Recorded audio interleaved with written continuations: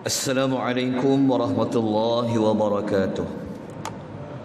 Alhamdulillahi rabbil alamin, wassalatu wassalamu ala asyrafil anbiya'i wal mursalin wa ala alihi wa sahbihi ajma'in, amma ba'd. Muslimin dan muslimat rahimani wa rahimakumullah.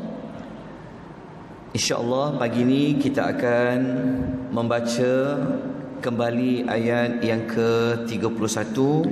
Kemudian kita akan lanjutkan pada ayat yang berikutnya 32 sehinggalah ayat yang ke-34. Tuan-tuan boleh merujuk dalam nota bercetak muka surat nombor 24, yang mana ayat 31 ini bermula ayat 31 sehingga ayat 36. Kita sudah pun memasuki ayat-ayat yang Allah mengingatkan kepada kita tentang rahmatnya, tentang nikmatnya yang Allah akan berikan ketika mana berlakunya hari kiamat. Okey, ayat-ayat ini kalau tengok pada nota yang bercetak, sebab dalam slide saya ni dia hang pagi ni, dia takutkan akhirat dia tak keluar. Okey, ayat yang kita telah baca pada pagi semalam, iaitu ayat nombor 31. Ia adalah ayat-ayat yang berada pada kandungan yang keempat. Tuan-tuan boleh baca dekat kandungan keempat tu cerita tentang apa? Balasan dan pahala di hari akhirat. Ni dipanggil nikmat apa? Ni dipanggil nikmat Allah Subhanahu wa taala memberikan ganjaran. Allah lah yang akan memberikan balasan. Balasan yang Allah akan berikan itu semua daripada kita ni, termasuklah satu lagi makhluk lain yang dipanggil jin, pun akan diberikan oleh Allah waktu dan masa yang mencukupi untuk dihisab oleh Allah Subhanahu wa ta'ala. Okey, ayat nombor 31. Jangan apa. Okey. Tak boleh juga, tak apa. Okey. Ayat 31, saya ulang sekali lagi, adalah ayat yang Allah mengingatkan bahawa nanti di hari akhirat Allah akan memberikan waktu yang cukup untuk kita semua. Kenapa saya kata waktu yang cukup?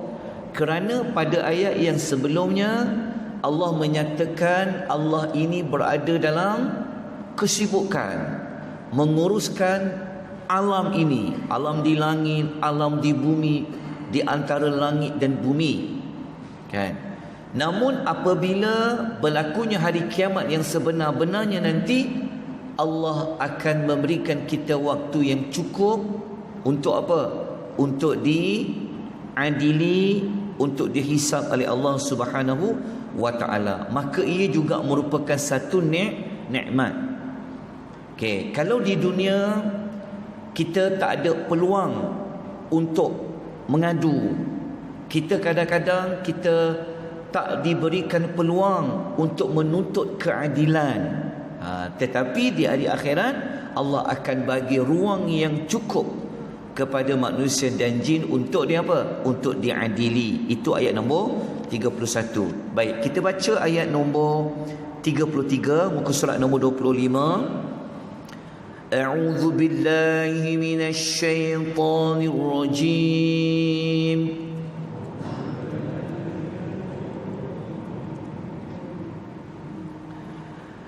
يا معشر الجن والإنس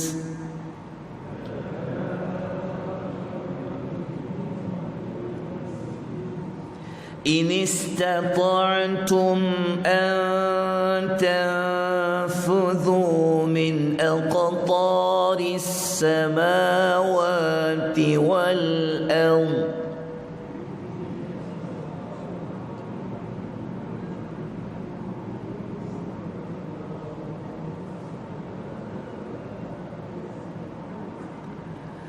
أن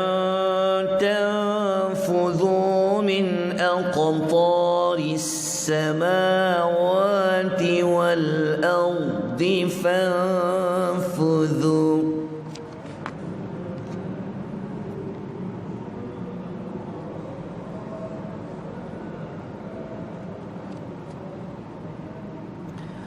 لا تنفذون إلا بسلطان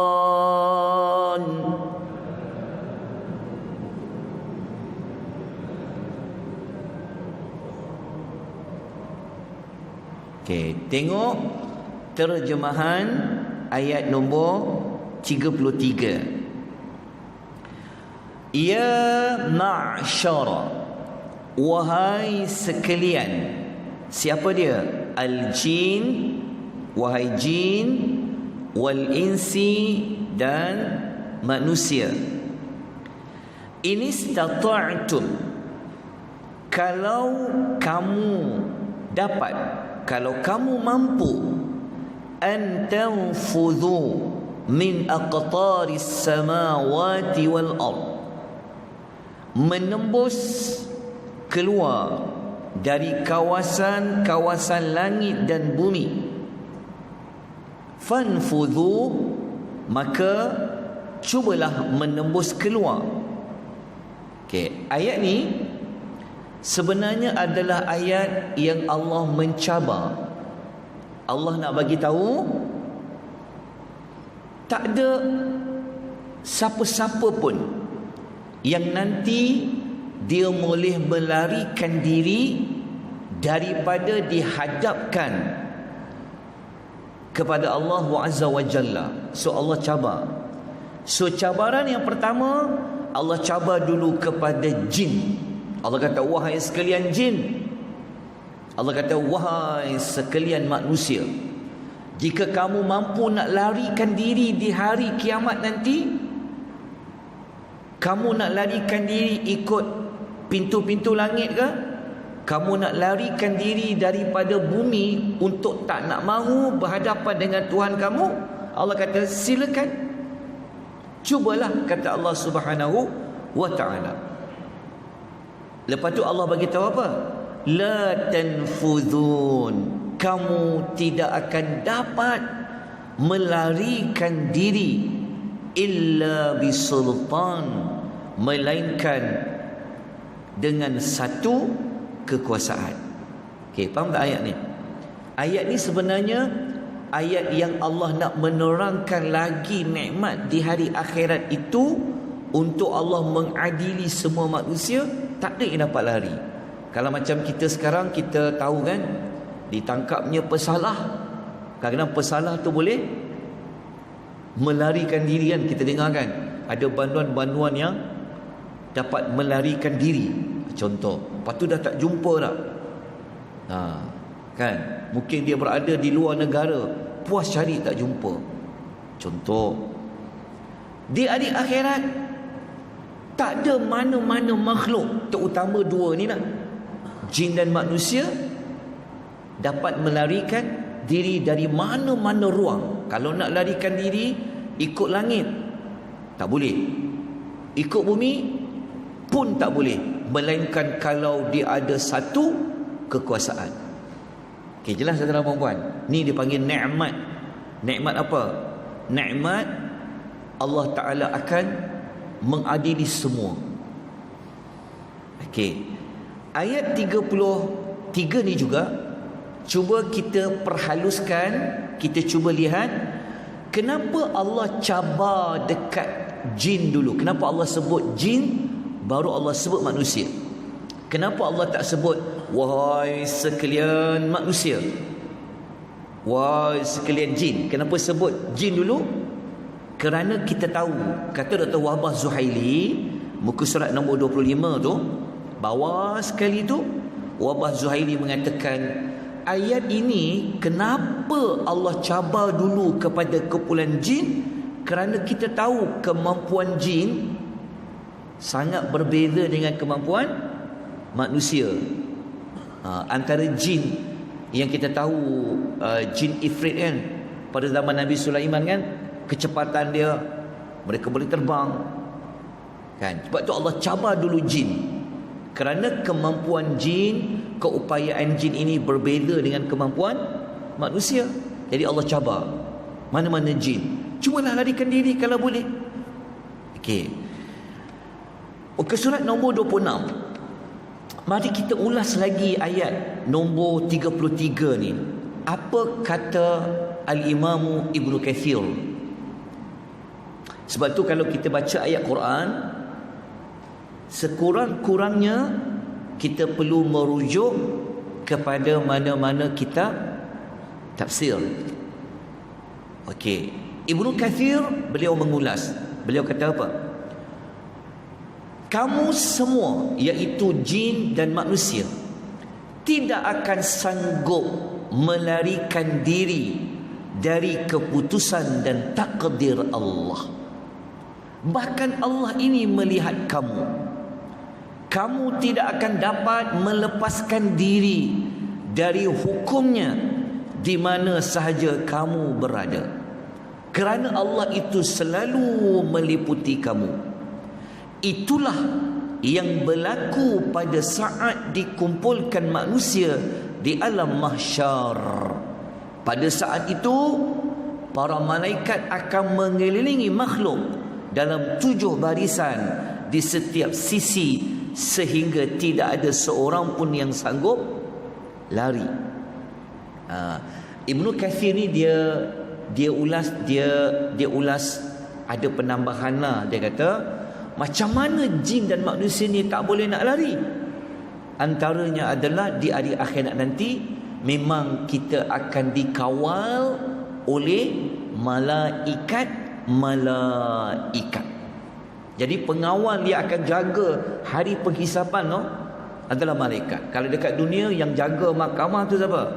Mungkin ada polis-polis. Di hari akhirat malaikat-malaikat ni akan pastikan tak ada seorang pun daripada 2 makhluk ini yang boleh melepaskan diri. Okey. Ayat 33 ni ada dalam surah lain. Allah ceritakan lebih kurang maksudnya, iaitu dalam surah Al-Qiyamah ayat nombor 10 dan 11. Yaqulul insanu yawma idzin ainal mafar. Dalam surah Qiyamah Allah menyebutkan masa hari kiamat tu ada manusia ni yang dia takut berhadapan dengan Allah, dia tahu dosa dia banyak, dia tahu dia bersalah, dia cuba untuk larikan diri. Dia tanya, kat mana macam ni kita nak larikan diri? Allah kata apa? Kalla, selama-lamanya tidak, la wazar, tidak ada lagi tempat untuk kamu mencari perlindungan untuk melarikan diri. Jadi tuan-tuan, satu nikmat tak kepada makhluk. Ini nikmat Allah ni, dia punya luas sampai ke hari kiamat. Tak ada seorang pun yang terlepas. So kita rasa nikmat lah. Bagi orang yang beriman, dia rasa nikmat. Bagi orang yang kafir pun yang tak beriman pun, mereka sebenarnya menjadi nikmat apa? Diberi peluang untuk mempertahankan diri di hari kiamat. Itu pun dipanggil apa? Nikmat pada kedua-dua kumpulan. Allah Ta'ala boleh saja tak berikan ruang untuk dibicarakan. Allah tahu siapa masuk syurga, siapa masuk neraka. Tapi demi keadilan Allah itulah melambangkan rahmatnya, dia akan memastikan 2 makhluk ini dihisab, diadili, dan tak ada siapa yang tak akan diadili. Okey, justru itu Allah mengecam bagi sesiapa yang tak nak mengaku akan nikmat-nikmat itu. Dalam masa yang sama, Allah Ta'ala mengajak kepada kita semua supaya mengakulah akan nikmat itu yang harus disyukuri pada ayat yang ke-34. Kita bacakan ayatnya. Allah Subhanahu wa taala berfirman, "Fabi'ayyi ala'i rabbikuma tukadziban."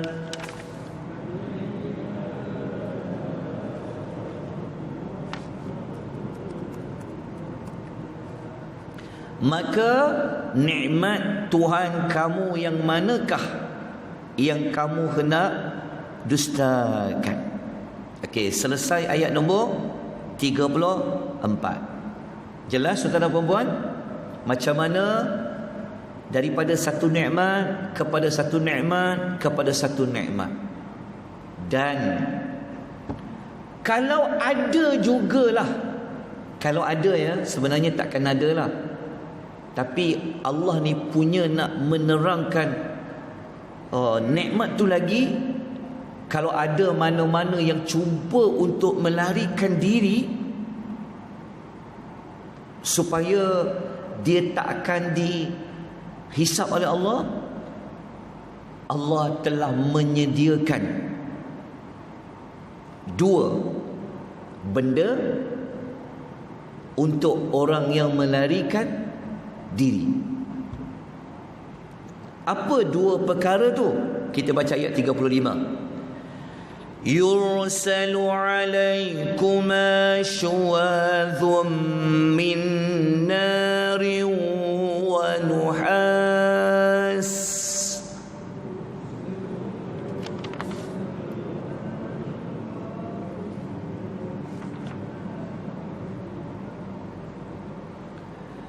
فلا تنتصران.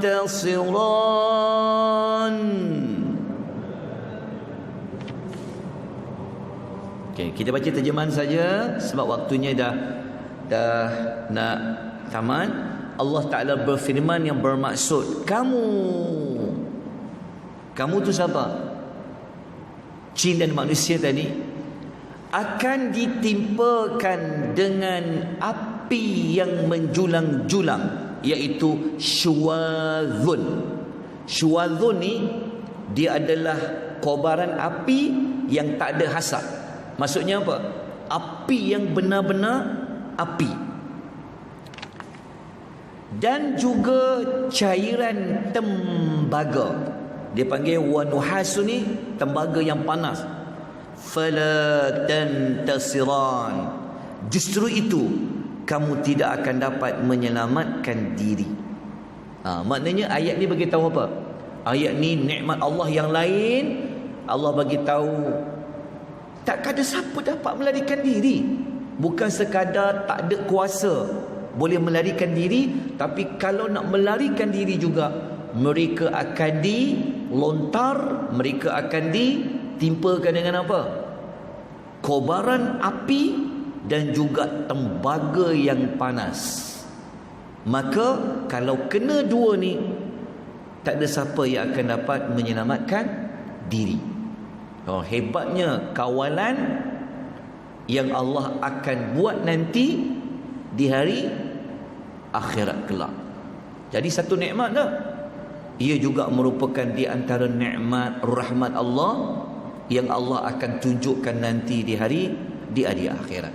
Justru itu kita akan kenang nikmat ini, kita akan mengaku nikmat ini pada ayat yang ke-36, tapi kita baca pada keesokan harinya ayat yang ke-36. Kita berhenti dengan kadar ini. Moga-moga kita dapat beberapa pelajaran. Pelajaran pertama apa? Tiada sesiapa pun yang akan dapat melarikan diri daripada dihadap, dibicarakan di hadapan Allah Azza wa Jalla di hari akhirat. Pelajaran yang kedua, Allah telah menyediakan kawalan yang sangat ketat, kawalan yang sangat mantap, iaitu kobaran api dan juga cairan tembaga yang panas untuk ditimpakan kepada sesiapa yang cuba untuk menyembunyikan diri, melainkan diri di hari akhirat. Hebatnya kekuasaan Allah Azza wa Jalla yang harus kita syukuri. Aqulu qawli hadza wa astaghfirullahal azim wa billahi taufiq wal hidayah. Wassalamu alaikum warahmatullahi wabarakatuh. Subhanakallahumma wa bihamdika asyhadu an la ilaha illa anta astaghfiruka wa atubu ilaik. Wal 'asr innal insana lafi khusr illa alladhina amanu wa 'amilus salihat wa tawasaw bil haqq wa tawasaw bis sabr.